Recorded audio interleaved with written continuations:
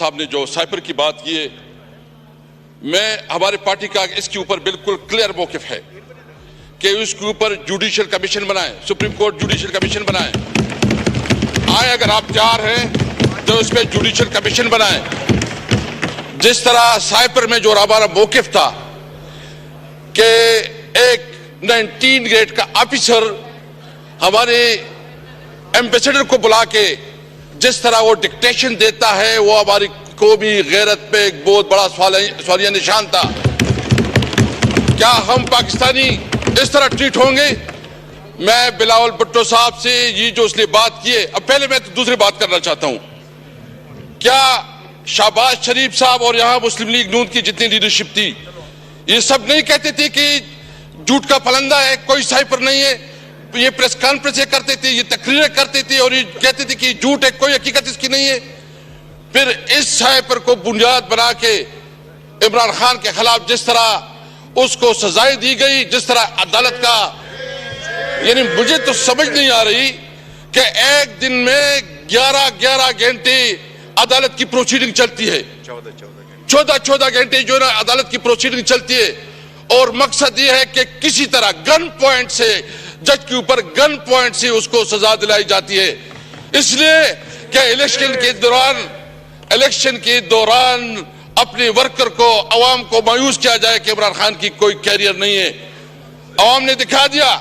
तो इसलिए सबसे पहले मैं हुकूमत से मुतालिबा करता हूं कि अगर इस पे वो हकीकत समझती है, सच्चाई समझती है, तो आए कि इसके ऊपर जुडिशियल कमीशन बनाए, जुडिशियल कमीशन बनाए और फिर हकीकत सामने आ जाएगा। मैंने इमरान खान के साथ 29 साल गुजारे। मैंने उस वक्त जब उसको ज्वाइन किया तो उस वक्त बुनियादी मकसद ये था कि पाकिस्तान में कानून की हुक्मरानी हो। मैंने जो उसके साथ ज्वाइन किया तो उस वक्त ही कि हमारी कॉन्स्टिट्यूशन सुप्रीम होगी, सुप्रीमेसी ऑफ कॉन्स्टिट्यूशन। जब हम उसने उस वक्त ज्वाइन किया तो इस वक्त मकसद ये था कि हम आवाम को इंसाफ दिलाएंगे और इंसाफ के लिए हमारी जद्दोजहद थी। 29 साल इमरान खान के साथ गुजारे। इमरान खान ने कभी उसूलों पे सौदाबाजी नहीं की। उनके लिए आसान था कि वो भी एग्रीमेंट करता, मुल्क से बाहर चला जाता, लेकिन उसने न वो बागा है अंदर कानून की अलमबरदारी हो, आईन बालादस्त हो, मुल्क में हम आजाद जुडिशरी चाहते हैं। तो इसलिए मैं आज ये वाज़ेह करना चाहता हूं, अगर किसी की गलतफहमी है, ये जो लोग आए हैं ये सारे कुंदन बन गए, कुंदन, इसमें कोई डरने वाला नहीं है। मैं इस सीट पे, जनाब स्पीकर, मैं इस सीट पे रहा 3-3.5 साल। मेरे जिस तरह तौहीन और तज़हीक की गई, घरों पे छापे पड़े, गिरफ्तार किया गया, आधी रात को उठाया जाता था, दबाव में लाया जाता था कि अपनी पार्टी बनाओ, दबाव में लाया जाता था कि तारिक इंसाफ छोड़ो, और दबाव में लाया जाता था कि परवेज खटक को शामिल करो। मैंने उस वक्त ये कहा था कि मैंने जिंदगी सबसे ज्यादा उम्र इमरान खान के साथ गुजारी है। मैं अपनी गैरत और अपने कमिटमेंट की बुनियाद पर मैंने कहा कि मैं मर जाऊंगा, इमरान खान को नहीं छोड़ूंगा।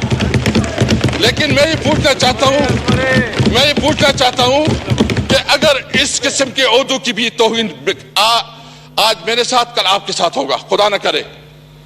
क्योंकि अगर ओहदों की, मैंने उसको कहा आप मेरी तौहीन नहीं कर रहे हैं, आप पाकिस्तान की तौहीन कर रहे हैं, आप पाकिस्तान की इस ओहदों की तौहीन कर रहे हैं। क्योंकि आपके सामने जो हम लोग जो पॉलिटिशियन हैं, ये बिल्कुल आप किसी तरह इतना में नहीं समझते।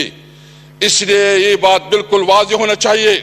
और मैं एक और बात भी करना चाहता हूं कि ये सिर्फ अभी नहीं, अभी हमारी शुरुआत हो चुकी है। इंशाअल्लाह हम एक बहुत बड़ी तहरीक बनाना चाहते हैं और इसमें हम उन तमाम पार्टियों को दावत देना चाहते हैं जो पार्टियां इस इलेक्शन के ऊपर कंसर्न रखती है।